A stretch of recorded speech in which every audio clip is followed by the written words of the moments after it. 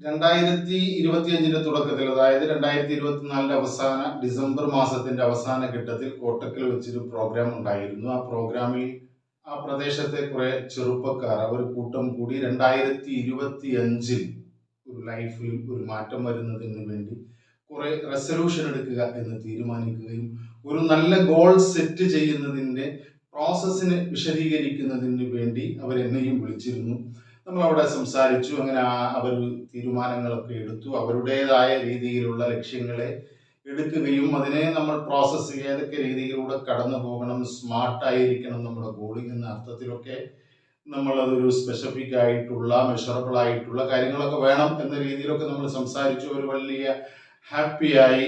ആ സമയത്ത് നമ്മൾ അവരുടെ ഒരു പോസിറ്റീവായിട്ടുള്ള ഒരു കൂട്ടായ്മ കണ്ടപ്പോൾ പറഞ്ഞിരുന്നു, നിങ്ങൾ ഇത് മാസത്തിൽ ഒരിക്കലെങ്കിലും ഒരുമിച്ച് കൂടിയിട്ട് ഗോളിനെ കുറിച്ച് അവരുടെ ലക്ഷ്യം എവിടെ വരെ എത്തി, അതിൻ്റെ പ്രവർത്തനങ്ങൾ എങ്ങനെയൊക്കെ ഒന്ന് പ്രോഗ്രസ് അളന്നുകൊണ്ട് തിട്ടപ്പെടുത്തണം എന്നൊക്കെ അവരോട് പറഞ്ഞിരുന്നു. അതിൻ്റെ അടിസ്ഥാനത്തിൽ അവർ ഈ ജനുവരി 30-നോ 31-നോ അവിടെ വീണ്ടും ഒരുമിച്ച് കൂടുകയും ആ ഒരുമിച്ച് കൂടിയ സമയത്ത് ഏകദേശം ഒരു 80% അവരവരുടെ ലക്ഷ്യത്തിൽ ഉറച്ചു നിൽക്കുകയും അതിന്റെ പ്രവർത്തനങ്ങളുമായി മുന്നോട്ട് പോവുകയും ചെയ്യുന്നു എന്നും, ഒരു 20% വരുന്ന ആളുകൾ പാതി വഴിയിൽ ഉപേക്ഷിക്കുകയോ അല്ല എങ്കിൽ തുടങ്ങാതിരിക്കുകയോ ഒക്കെ ചെയ്തു. അവർ കൂടി യഥാർത്ഥത്തിൽ ഈ മീറ്റിംഗിൽ പങ്കെടുത്തിരുന്നു. അവർക്ക് ആ ആഗ്രഹമുണ്ട്, സ്വപ്നങ്ങളുണ്ട്, തീരുമാനങ്ങളുണ്ട്. പക്ഷേ മടി കാരണമോ മറ്റുള്ളവരെന്തെങ്കിലും വിചാരിക്കുമോ എന്ന ഒരു പേടി കാരണമോ ഒക്കെ ആയിട്ട്, ഇത് ചെയ്താൽ വിജയിക്കുമോ എന്ന സംശയത്തിന്റെ ഒക്കെ കാരണമായിട്ട് അവർ ആ കാര്യങ്ങൾ പാതി വഴിയിൽ ഉപേക്ഷിക്കുകയോ അല്ലെങ്കിൽ തുടങ്ങാതിരിക്കുകയോ ഒക്കെ ചെയ്ത 20% ആളുകളാണ്.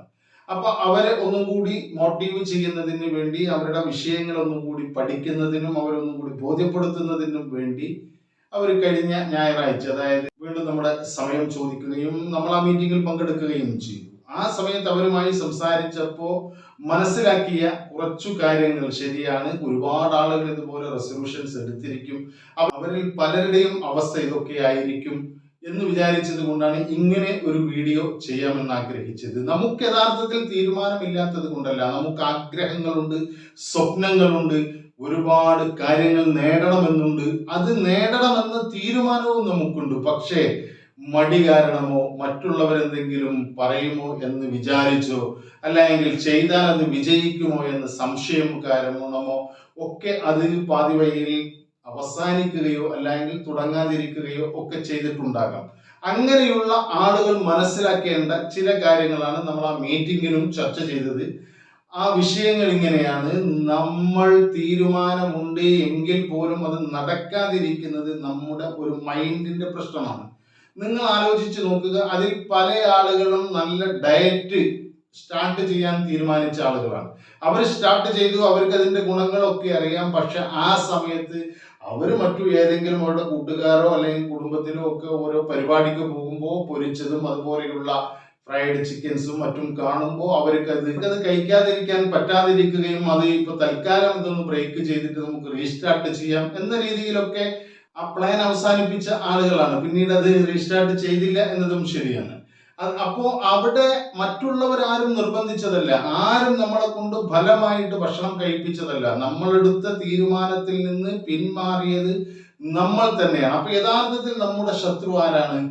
നമ്മൾ തന്നെയാണ് എന്ന് നാം മനസ്സിലാക്കേണ്ടിയിരിക്കുന്നു. നമ്മൾ രാവിലെ എഴുന്നേൽക്കണമെന്ന് തീരുമാനിച്ച് 5 മണിക്ക് അലാറം ഒക്കെ സെറ്റ് ചെയ്ത് 5 മണിക്ക് അലാറം അടിക്കുമ്പോൾ നാം അത് ഓഫാക്കി കിടന്ന് പുതപ്പിട്ട് മൂടിക്കിടക്കുന്നുവെങ്കിൽ അതിന് കാരണമാരാ? നമ്മൾ തന്നെയാണ്. നമ്മുടെ ശത്രു എന്ന് പറയുന്നത്, നമ്മുടെ ആ പ്ലാനിനെ കൊല്ലുന്ന ആള് എന്ന് പറയുന്നത് നമ്മൾ തന്നെയാണ്. ഇതുപോലെ തന്നെയാണ് എക്സസൈസിന്റെ കാര്യത്തിലും കഠിനാധ്വാനമുള്ള മറ്റു കാര്യങ്ങളിലും ഒക്കെ സംഭവിക്കുന്നത്. നമ്മളാണ് തീരുമാനമെടുക്കുന്നത്, അല്ലാതെ നാട്ടുകാരും വന്ന് ഇതിന് ചെയ്യരുത് എന്നൊന്നും ഉപദേശിച്ചത് കൊണ്ടോ അല്ലെങ്കിൽ വാശി പിടിച്ചത് കൊണ്ടോ അല്ല. നമ്മൾ തന്നെയാണ് അതിനെ ബ്രേക്ക് ചെയ്തത്. നമ്മളാണ് നമ്മുടെ ശത്രു എന്ന് തിരിച്ചറിയേണ്ടതുണ്ട്. അതിന്റെ ഒരു പ്രത്യേക കാരണം നമ്മുടെ ബ്രെയിനിന്റെ ഒരു കളിയാണ്. ബ്രെയിൻ നമ്മളെ എപ്പോഴും നല്ല രീതിയിൽ സുഖകരമായ കംഫർട്ടായിട്ടുള്ള അങ്ങനെ ജീവിച്ചു പോകാനാണ് ബ്രെയിൻ സപ്പോർട്ട് ചെയ്യുക. ബ്രെയിൻ ഒരിക്കലും നമ്മൾ കഠിനാധ്വാനം ചെയ്യുന്നതോ നമുക്ക് എന്തെങ്കിലും പ്രയാസം വരുന്നതോ നമ്മൾ എന്തെങ്കിലും ത്യജിക്കുന്നതോ സങ്കടം വരുന്നതോ ഒന്നും ബ്രെയിന് പ്രൊമോട്ട് ചെയ്യില്ല. അതൊന്നും ബ്രെയിനിന് ഇഷ്ടമില്ല. ബ്രെയിനിന്റെ ഡ്യൂട്ടി എന്ന് പറയുന്നത് മനുഷ്യനെ കറക്റ്റ് വേയിൽ ഒരു പ്രശ്നവുമില്ലാതെ, സങ്കടമില്ലാതെ, ദുഃഖമില്ലാതെ, പ്രയാസമില്ലാതെ കംഫർട്ടായിട്ട് മുന്നോട്ട് കൊണ്ടുപോകുക എന്നതാണ്.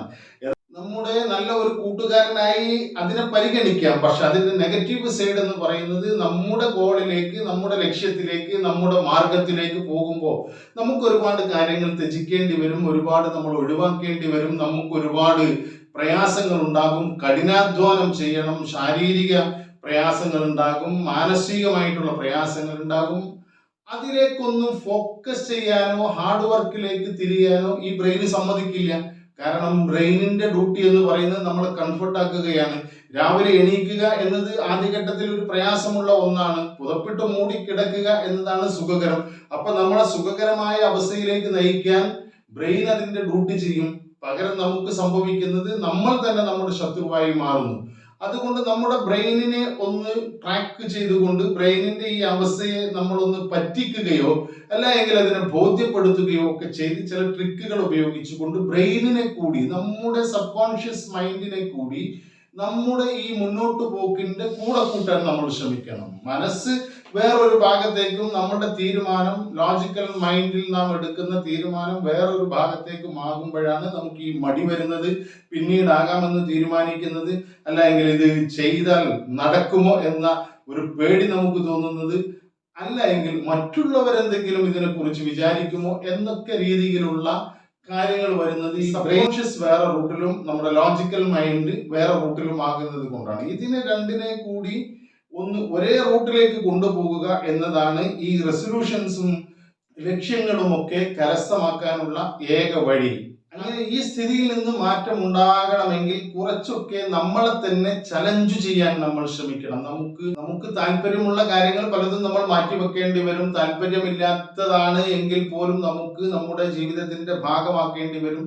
അങ്ങനെ ചെറിയ ചെറിയ രീതിയിലായി നമ്മുടെ ജീവിതത്തിന്റെ ഭാഗമാക്കി മാറ്റേണ്ടി വരും. ചില സങ്കടങ്ങളൊക്കെ, ചില ദുഃഖങ്ങളൊക്കെ, ചില ത്യാഗങ്ങളൊക്കെ നാം സഹിക്കേണ്ടി വരും. നല്ല ഹാർഡ് വർക്ക് നാം ചെയ്യേണ്ടി വരും. ഈ സമയത്തൊക്കെ മൈൻഡ് നമ്മളെ സുഖകരമാക്കുന്നതിന് വേണ്ടി പിന്നീടാവാം എന്ന രീതിയിലൊക്കെ നമ്മുടെ സബ് കോൺഷ്യസ് പറഞ്ഞുകൊണ്ടിരിക്കും. അതിനെ ചലഞ്ച് ചെയ്യാൻ നമ്മൾ ശ്രമിച്ചാൽ മാത്രമേ നമുക്ക് ജീവിതത്തിൽ നല്ല ഒരു വിജയം കണ്ടെത്താൻ കഴിയുകയുള്ളൂ. അതിനെ സഹായിക്കുന്ന കുറച്ചു കാര്യങ്ങളാണ് നമ്മൾ ആ മീറ്റിംഗിലും ഡിസ്കസ് ചെയ്തത്. അതിലെ കുറച്ചു കാര്യങ്ങൾ ഈ വീഡിയോയിൽ നമുക്ക് ഡിസ്കസ് ചെയ്യാം. ബാക്കി മൈൻഡിനെ റീപ്രോഗ്രാം ചെയ്യാൻ കഴിയുന്ന കാര്യങ്ങളൊക്കെ അടുത്ത വീഡിയോയിലും തുടർന്ന് നമുക്ക് ചർച്ച ചെയ്യാം. ആദ്യം നമ്മൾ ചെയ്യേണ്ട ഒരു കാര്യം എന്ന് പറയുന്നത് നമ്മൾ എടുത്ത തീരുമാനത്തിലേക്ക് സ്വയം പ്രചോദിതമാകുന്ന, സെൽഫ് മോട്ടിവേറ്റഡ് ആകുന്ന രീതിയിൽ നമ്മുടെ മൈൻഡിനെ സെറ്റ് ചെയ്യുക എന്നതാണ്. മോട്ടിവേഷൻ രണ്ടു തരത്തിലുണ്ട്. ഒന്ന് എക്സ്റ്റേണൽ ആയിട്ടുള്ള, പുറത്തു നിന്ന് കിട്ടുന്ന മോട്ടിവേഷൻ. അതിനൊക്കെ ഒരു പരിധിയുണ്ട്. നിങ്ങൾ ഈ വീഡിയോ കാണുമ്പോൾ ഒരു പക്ഷേ നിങ്ങൾക്ക് ഇതൊക്കെ ചെയ്യണം എന്നൊക്കെ തീരുമാനമാണ് എങ്കിൽ പോലും വീഡിയോ കുറച്ച് കഴിയുന്നതോടുകൂടി നിങ്ങൾക്കത് അവസാനിക്കും.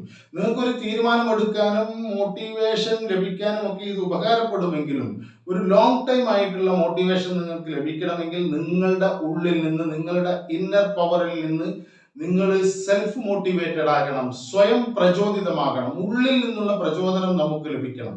നമുക്കറിയാം, നമ്മളൊരു സ്ഥലത്ത് ജോലി ചെയ്യുകയാണ് എങ്കിൽ മാനേജർ വന്നുകൊണ്ട് ഒരു പ്രോജക്റ്റ് പൂർത്തീകരിക്കാൻ നമ്മളെ ഏൽപ്പിക്കുമ്പോൾ സ്വാഭാവികമായിട്ടും എനിക്ക് എത്ര പേർ പണിയുണ്ട്, ഇതും കൂടെ ഞാൻ ഏറ്റെടുക്കേണ്ടി വന്നു എന്ന മുറുമുറുപ്പോട് കൂടിയിട്ടാണ് നമ്മളത് ഏറ്റെടുക്കുക. നേരെ മറിച്ച് ആ പ്രോജക്റ്റ് ഏൽപ്പിക്കുന്ന സമയത്ത് തന്നെ ഇത് പൂർത്തീകരിച്ചാൽ നിനക്ക് സാലറി ഇൻക്രിമെന്റ് ഉണ്ടാവും, ശമ്പള വർധനം ഉണ്ടാവും, പ്രൊമോഷൻ ഉണ്ടാകും എന്നൊക്കെ രീതിയിലുള്ള റിവാർഡുകൾ കൂടി അതിന്റെ കൂടെ നമ്മളോട് തരികയാണ് എങ്കിൽ നമ്മളും വേറെ എല്ലാ പണിയും മാറ്റിവെച്ച് ഇത് ഏറ്റവും പെട്ടെന്ന് ചെയ്തു തീർക്കാൻ ശ്രമിക്കും. എന്നിട്ട് ആ റിവാർഡ് കരഗതമാക്കാൻ ശ്രമിക്കും. അപ്പൊ നമുക്ക് മുറുമുറുപ്പ് ഉണ്ടാകില്ല. നമ്മൾ ആക്ഷൻ, ആ ഒരു ട്രിഗറിൽ നിന്നുള്ള മാനേജർ പറഞ്ഞ ആ ഒരു കാര്യം ട്രിഗറായി നമ്മൾ നല്ല ആക്ഷനിലേക്ക് പോയി, നല്ല കഠിനാധ്വാനത്തിലേക്ക് പോയി അത് ഫിനിഷ് ചെയ്തുകൊണ്ട് നമ്മൾ സന്തോഷത്തോടെ മാനേജറിന്റെ മുന്നിലെത്തും. കാരണം നമുക്ക് അവിടെ റിവാർഡ് കിട്ടാനുണ്ട്, ശമ്പള വർധനവ് കിട്ടാനുണ്ട്, അല്ലെങ്കിൽ പ്രൊമോഷൻ കിട്ടാനുണ്ട്. ഇതിന്റെ ഒരു കുഴപ്പം എന്താണെന്ന് വെച്ചാൽ ശമ്പള വർധനവോ മറ്റുള്ള റിവാർഡ്സോ അങ്ങനെ കിട്ടിക്കൊണ്ടിരിക്കുമ്പോൾ നമ്മളിത് അങ്ങനെ ചെയ്തുകൊണ്ടിരിക്കും. ഇത് ഇല്ലാത്തൊരവസ്ഥ വരുമ്പോൾ നമ്മൾ സ്വാഭാവികമായിട്ടും ഡൗൺ ആയി പോകും. നേരെ മറിച്ച് അത് നമ്മുടെ ഉള്ളിൽ നിന്ന് വരുന്ന മോട്ടിവേഷൻ ആണ് എങ്കിൽ, പ്രചോദനമാണ് എങ്കിൽ നമുക്ക് പിന്നെ അവിടെ അവസാനമില്ല. നമ്മുടെ ആ ഒരു ലക്ഷ്യത്തിലേക്ക് എത്തുന്നത് തന്നെയായിരിക്കും നമ്മുടെ ലക്ഷ്യം. അങ്ങനെ നമ്മൾ സെൽഫ് മോട്ടിവേറ്റഡ് ആകണം. അതിനുവേണ്ടി നാം ചോദിക്കേണ്ട ചില ചോദ്യം നമ്മളോട് തന്നെ ചോദിക്കണം. അതായത്, ഈ കാര്യം ചെയ്തു തീർന്നാൽ, ഈ ഗോൾ ഞാൻ അച്ചീവ് ചെയ്താൽ എനിക്ക് എന്തെല്ലാം ഗുണങ്ങൾ ലഭിക്കും?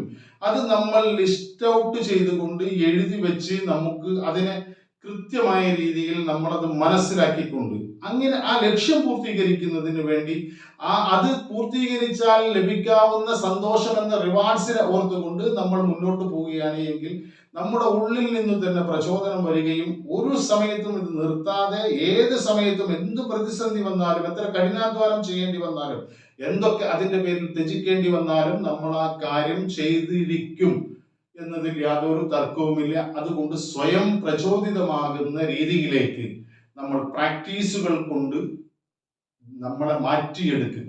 രണ്ടാമത്തെ ഒരു കാര്യം, ജീവിതത്തിൽ ഒരു ഡിസിപ്ലിൻ ഉണ്ടാക്കുക എന്നതാണ്. സെൽഫ് ഡിസിപ്ലിൻ നമുക്ക് ഉണ്ടായിരിക്കണം. നാം ഒരു കാര്യം ചെയ്യാൻ തീരുമാനിച്ചാൽ അത് ചെയ്തിരിക്കണം. അതിനൊരു ഡെഡ് ലൈൻ വെക്കണം. ഇന്ന സമയത്തിനുള്ളിൽ, നാളെ 10 മണിക്ക് മുന്നിൽ ഞാൻ അത് ചെയ്തു തീർത്തിരിക്കുമെന്ന് പറഞ്ഞാൽ ആ 10 മണി എന്ന സമയമുണ്ടെങ്കിൽ നാം അത് ചെയ്തു തീർത്തി പിന്നേക്ക് മാറ്റി വെക്കുന്ന ഒരു സ്വഭാവവും നമുക്കുണ്ടാകാൻ പാടില്ല. സെൽഫ് ഡിസിപ്ലിൻ നമ്മൾ ഡെവലപ്പ് ചെയ്യുന്നതിന് വേണ്ടി ചില പ്രാക്ടീസുകൾ നമുക്ക് ചെയ്യാൻ കഴിയും. അതായത്, നമ്മുടെ മൈൻഡിന്റെ ഒരു സ്വഭാവം എന്നത് കംഫർട്ട് സോണിലൂടെ സുഖകരമായ രീതിയിൽ നമ്മളെ മുന്നോട്ട് കൊണ്ടുപോകുക എന്ന ഒരു സ്വഭാവം അവിടെ ഉണ്ട് എന്ന് നമ്മൾ മനസ്സിലാക്കി, അതുകൊണ്ട് തന്നെ കഠിനാധ്വാനത്തിനെ നമ്മുടെ സബ് കോൺഷ്യസ് മൈൻഡ് വേണ്ട രീതിയിൽ പ്രൊമോട്ട് ചെയ്യില്ല എന്നതുകൊണ്ട് തന്നെ നമ്മൾ അതിനെ ചെറിയ ചെറിയ പീസുകളാക്കിയിട്ട്, ചെറിയ ചെറിയ ഭാഗങ്ങളാക്കിയിട്ട് അത് ചെയ്തുകൊണ്ടിരിക്കുക. നമ്മൾ ചെയ്യേണ്ട വലിയ ഒരു ഗോളിനെ ചെറിയ പീസാക്കി ഒരു 5 മിനിറ്റിൽ, 5 മിനിറ്റ്സ് റൂൾസ് ഒക്കെ നിങ്ങൾ കേട്ടിട്ടുണ്ടാകും, 5 മിനിറ്റിൽ ചെയ്തു തീർക്കുകയും പിന്നീട് ഓരോ ദിവസവും അങ്ങനെ ചെയ്യുമ്പോൾ നമുക്ക് സമയം കൂടുതൽ കൊണ്ടുവരാനും ചെയ്യും. അപ്പോൾ ആ 5 മിനിറ്റ് ചെയ്യുമ്പോൾ, അല്ലെങ്കിൽ 2 മിനിറ്റ് റൂൾസും ഉണ്ട്.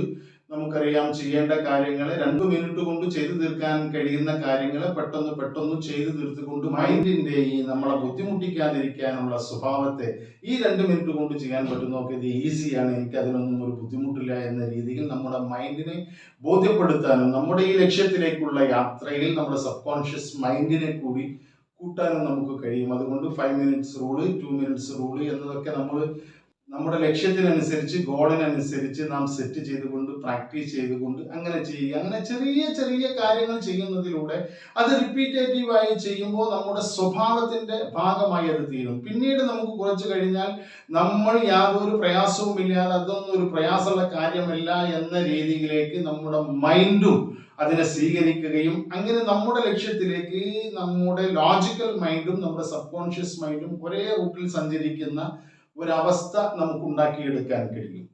പിന്നെ നമ്മൾ ശ്രദ്ധിക്കേണ്ട ഒരു കാര്യം, ഒരു കാര്യത്തെയും പിന്നീടേക്ക് മാറ്റിവെക്കുന്ന സ്വഭാവം നമുക്ക് ഉണ്ടാകാതിരിക്കുക. അത് നമ്മൾ ചെറിയ ചെറിയ രീതിയിൽ പ്രാക്ടീസ് ചെയ്യുക. ഒരു കാര്യം തീരുമാനിച്ചാൽ ഒരു ടൈം ലൈൻ വെച്ചുകൊണ്ട് നമ്മൾ കൃത്യമായി ആ സമയത്ത് തന്നെ അത് പൂർത്തീകരിക്കുക. അതിനുവേണ്ടി നമ്മൾ ഇത് പൂർത്തീകരിച്ചാൽ ഉണ്ടാകുന്ന ഗുണങ്ങളും പൂർത്തീകരിക്കാതിരുന്നാൽ എന്താണ് ഗുണമെന്നതും നമ്മൾ എഴുതി വായിക്കുക.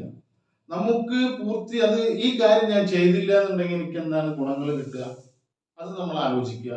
ഈ കാര്യം ചെയ്താൽ എനിക്ക് കിട്ടാവുന്ന ഗുണങ്ങളും അതുകൊണ്ടുള്ള റിവാർഡ്സും ഞാൻ അനുഭവിക്കാൻ പോകുന്ന സൗകര്യങ്ങളും സുഖവും കാര്യങ്ങളും ഒക്കെ എഴുതിയിട്ട് നമ്മൾ ഒന്നും കൂടി വായിക്കുക. ഇത് വായിക്കുമ്പോൾ നമ്മുടെ മനസ്സ്, സബ് കോൺഷ്യസ് മൈൻഡ് മനസ്സിലാക്കുന്നത് ശരിയാണ്, ഇവന്റെ ഏറ്റവും സുഖകരമായ അവസ്ഥ എന്നത്, ഇവന് സന്തോഷം കിട്ടുന്നത് എന്നത് ഈ കാര്യങ്ങൾ ചെയ്യുമ്പോഴാണ്. അങ്ങനെ ആ മനസ്സിനെ അത് ബോധ്യപ്പെടുത്തുകയും മനസ്സിനെ ഒരു ട്രാപ്പിൽ പെടുത്തിക്കൊണ്ട് നമുക്ക് ആ കാര്യങ്ങൾ ചെയ്യാൻ കഴിയും. അതുകൊണ്ട് നമ്മൾ ജീവിതത്തിൽ ഒരു കാര്യവും പിന്നെ ചെയ്യാം എന്ന രീതിയിൽ മാറ്റിവെക്കാതിരിക്കുക. അങ്ങനെ നാളെ നീളെ എന്ന് പോകാതെ കാര്യങ്ങളെ സമയബന്ധിതമായി, ടൈം ബോണ്ടായി, ഡെഡ് ലൈനിന്റെ ഉള്ളിൽ തന്നെ നാം അത് ചെയ്തു തീർക്കുക. ഇത്തരം കാര്യങ്ങൾ നമ്മുടെ ജീവിതത്തിൽ ശ്രദ്ധിച്ചാൽ നമുക്ക് നമ്മുടെ ലക്ഷ്യത്തിലേക്കുള്ള യാത്രയിൽ നമ്മുടെ മൈൻഡിനെ കൂടി കൂട്ടാൻ കഴിയും. ഇതുമല്ലാതെ മൈൻഡിനെ റീപ്രോഗ്രാം ചെയ്യുകയും മൈൻഡിനെ നമ്മുടെ കൂടെ തന്നെ മൈൻഡിനെ കൺട്രോൾ ചെയ്യാൻ കഴിയുന്ന രീതിയിലുള്ള കാര്യങ്ങൾ കുറച്ചുകൂടി നമ്മൾ അവിടെ സംസാരിച്ചിരുന്നു. ആ വിഷയവുമായി അടുത്തൊരു വീഡിയോയിൽ കാണുന്നതുവരെ നന്ദി, നമസ്കാരം.